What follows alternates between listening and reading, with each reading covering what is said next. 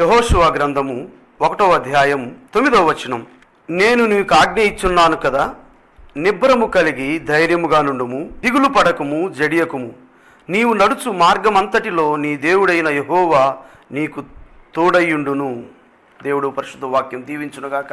ప్రియమైనటువంటి దేవుని బిడ్డలారా, గమనించండి, చదవబడినటువంటి వాక్య భాగం దేవుడు యెహోషువతో మాట్లాడుతున్నటువంటి మాట. ఈ వాక్య భాగం వాగ్దానంతో కూడినటువంటి ఆశీర్వాదము. Have I command you, be strong and courageous, do not tremble or be dismayed, for the Lord your God is be with you wherever you go. నేను నీకు ఆజ్ఞ ఇచ్చున్నాను కదా, నిబ్బరము కలిగి ధైర్యముగా ఉండుము, దిగులు పడకము, జడియకుము. నీవు నడుచు మార్గమంతటిలో నీ దేవుడైన యెహోవా నీకు తోడయుండును. ప్రియమైన దేవుని బిడ్డలారా, మరి మోషే మృతి పొందిన తరువాత దేవుడు ఇశ్రాయేలు ప్రజలను కనాను దేశం నడిపించడానికి గాను యెహోషువను ఏర్పాటు చేసుకున్న సందర్భాన్ని మనము యెహోషువ గ్రంథం 1వ అధ్యాయంలో చూస్తాం. యెహోషువ మరి దేవుని చెప్పినటువంటి ఆ మాటను లోబడినట్లుగా మనం చూస్తూ ఉన్నాం. ఈ యొక్క 1వ అధ్యాయం 9వ వచనంలో ఈ మాట దేవుడు మనకిచ్చినటువంటి ఈ దినం ఇచ్చిన వాగ్దానము, ఆశీర్వాదం, వాగ్దానముతో కూడినటువంటి ఆశీర్వాదం. గమనించిన ప్రియులారా, దేవుడు మన జీవితంలో ఆయన ఇచ్చిన వాగ్దానము నెరవేర్చాలంటే మనము ఓరిమి కలిగి ఉండాలని, ఓర్పు కలిగి ఉండాలని, దేవుని చిత్తాన్ని జరిగించినప్పుడు ఆయన మన జీవితంలో ఆయన వాగ్దానాన్ని నెరవేర్తించేటువంటి వాడుగా ఉన్నాడు.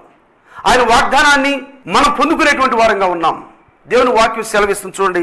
For you have need of endurance so that when you have done the will of God you may receive what was promised. మనము దేవుని చిత్తాన్ని చేసినట్లయితే, ఓర్పు కలిగి ఉన్నట్లయితే దేవుడు ఆయన మన జీవితంలో చేసిన ఆ వాగ్దానమును నెరవేర్చేటువంటి వాడుగా ఉన్నాడు. హెబ్రీ పత్రిక 10వ అధ్యాయం 36వ వచనం వాక్య భాగాన్ని మనం చూస్తాం ప్రియులారా. కనుక మనము ఓర్పు కలిగి దేవుని సన్నిధిలో వేచి ఉండేవారుగా చూద్దాం. ఆయన వాగ్దానాలను మనము అనుభవిద్దాం. ఈ దినం దేవుడు మనతో మాట్లాడుతున్న మాట, నిబ్బరము కలిగి ధైర్యముగా ఉండుము. ఏ విషయంలో నువ్వు భయపడవద్దు, నువ్వు ధైర్యంగా ప్రభువులో ఉండాలి, ధైర్యంగా ఈ లోకంలో నిలబడాలని ప్రభువు కోరుకుంటూ ఉన్నాడు. మరి గమనించండి, ద్వితీయోపదేశకాండము 31వ అధ్యాయము 6, 7, 8 వచ్చిన భాగాల్లో మనం చూస్తే మోషే మృతి చెందక ముందు యెహోషువను పిలిపించి చెబుతున్నాడు, నీవు నిబ్బరము కలిగి ధైర్యముగా ఉండుము. మోషే మృతి చెందిన తర్వాత దేవుడు 3 పర్యాయాలు యెహోషువ నిబ్బరము కలిగి ధైర్యముగా ఉండుము, నిబ్బరము కలిగి జాగ్రత్త పడి బహుధైర్యముగా ఉండి ఆయన చెప్పే పనులు చేయమంటూ ఉన్నాడు.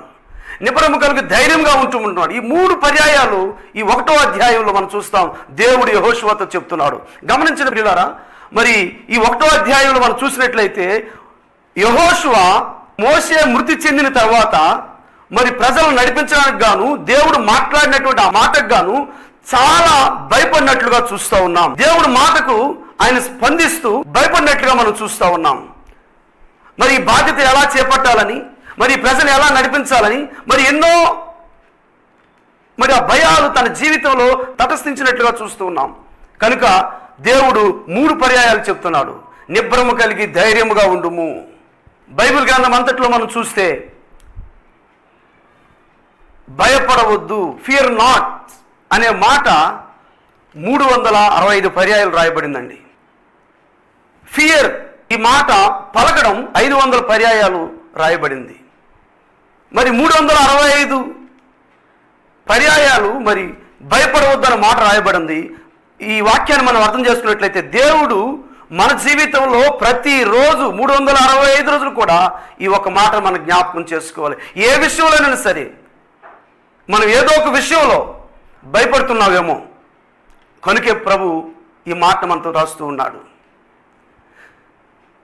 భయపడటం అనేది పిరికివారి లక్ష్యం అనండి. దేవుని వాక్యం సెలవిస్తుంది, దేవుడు మనకి పిరికితనము గల ఆత్మని ఇవ్వలేదు.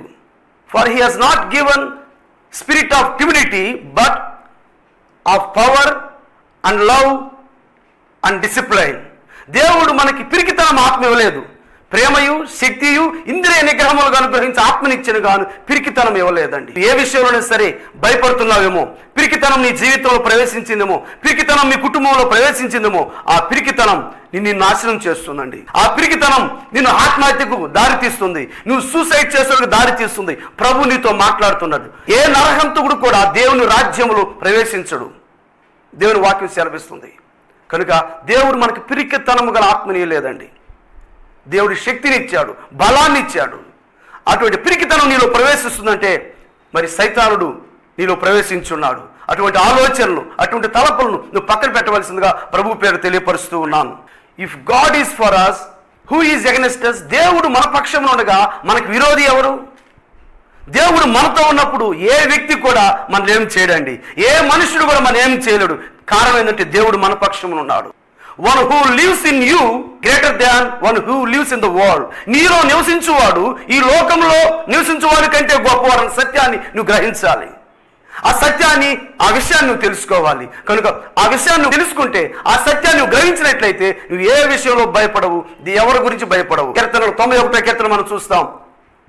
రాత్రి వేళ కలుగు భయమునకైనను, పగల వేళ ఎగురు బాణమునకైనను, చీకటిలో సంచరించు తెగులుకైనను, మధ్యాహ్నమందు పాడు చేయ రోగములకైనాను దేనికి నీవు భయపడవండి. ఏ తెగులు నీకు భయపడవు, ఏ వ్యాధి, ఏ తెగులు నీ గుడారమును సమీపించదు, నీ శరీరాన్ని సమీపించదు. ఎందుకంటే నీవు నేను మనము ప్రభు రక్తము చేత కడగబడిన వారమండి.